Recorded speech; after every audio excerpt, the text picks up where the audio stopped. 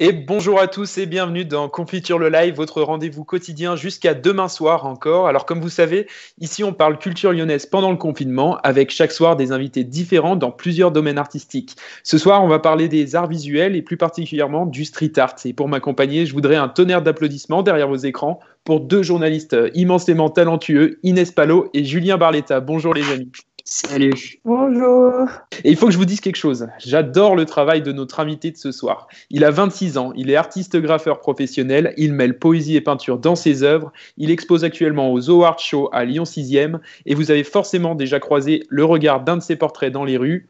J'accueille avec plaisir Hugo Millet, alias Miette. Bonsoir Hugo. Bonsoir. Merci beaucoup. Et pour ceux qui n'ont pas encore eu le temps d'aller voir son Instagram, @myet_miette, c'est ça.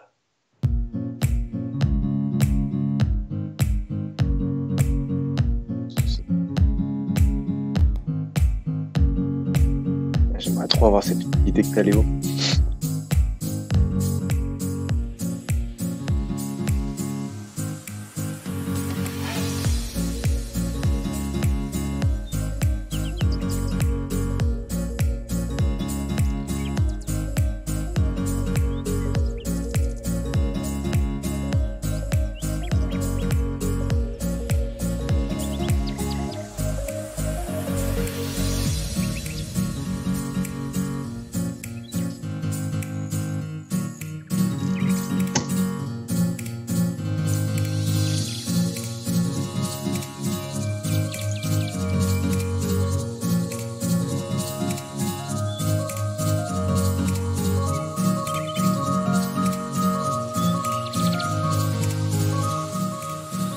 Je propose à nos viewers de faire connaissance avec toi grâce à l'interview d'Inès Palot. Alors vas-y Inès, c'est à toi. Bonjour Léo, bonjour Julien, bonjour Miette. Je vais vous poser quelques questions. Enfin, je vais te poser quelques questions, je vais te tutoyer. Tout d'abord, on va commencer par le commencement. Depuis quand tu pratiques un petit peu le street art, professionnellement parlant, mais avant que ça devienne ton métier, depuis quand tu le pratiques? Alors, j'ai commencé, j'avais à 18 ans à peu près, je pense 17-18 ans, où c'était sur Croix-Rousse. En fait, je voyais des crews en fait, de mecs, des bandes qui venaient en fait, à plusieurs pour peindre en fait, avec leur pack de bière, leur musique, et ils créaient des fresques, des grandes fresques sur une thématique, et je trouvais ça vraiment enfin, une ambiance vraiment géniale. Puis même dans le street art, c'est vraiment un art qui me plaisait. Je me dis, mais il faut vraiment que j'essaye.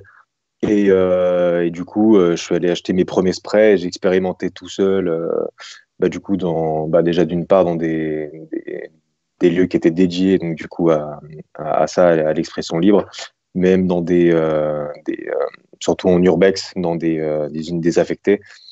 Voilà, j'ai expérimenté, j'ai un peu peint là-bas, donc c'est là qu'est venu un peu ce grand kiff.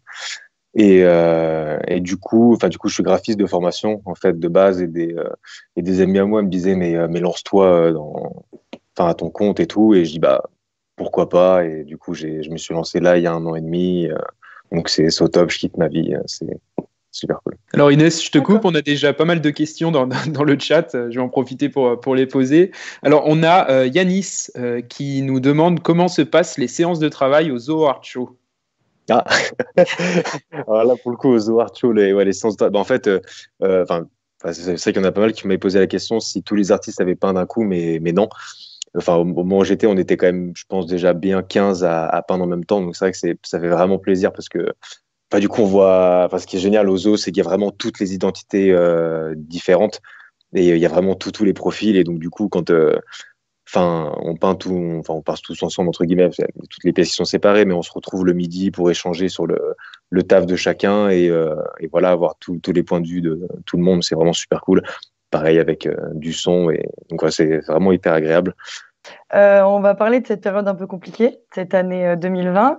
Est-ce que pour vous, ça a été aussi compliqué que les artistes? Comment vous avez vécu un petit peu les différents confinements, la période? Et le premier confinement, il était plus problématique. C'est vrai que c'est vraiment un peu fin du monde, quoi, que être vraiment tous enfermés chez nous. Mais mais créativement, c'était quand même intéressant parce que on a dû se débrouiller avec ce qu'on a. Donc, ça fait une sorte de challenge, quoi, entre guillemets. Donc voilà, on a vraiment dû se débrouiller avec ce qu'on avait, de créer comme ça, quoi. On n'a pas eu le choix, quoi. Et comment, toi, tu t'es adapté? Comment tu as réussi à t'adapter?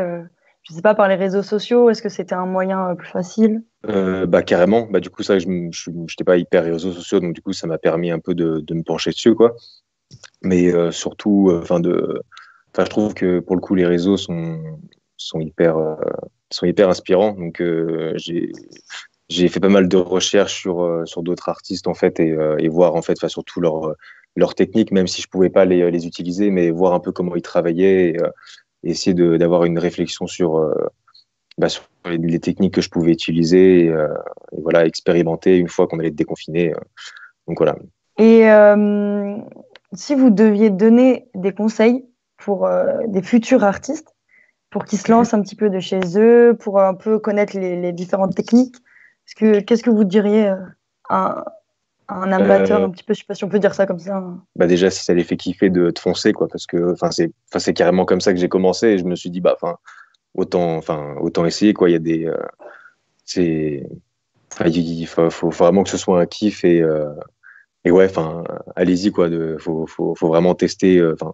Après, il y a énormément de techniques qui sont différentes, mais c'est le plus possible de plein de choses. Voilà. Merci Inès et merci Hugo d'avoir répondu. Alors les viewers, vous avez l'habitude maintenant, c'est l'heure du quiz de Julien Barletta. Donc pour commencer, une question assez simple. À qui est destiné le street art?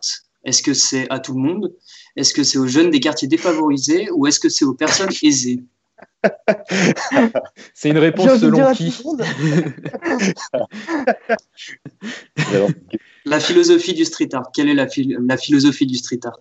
La réponse est tellement évidente, mais oui, mais bien sûr, c'est réservé uniquement aux personnes aisées, bien sûr.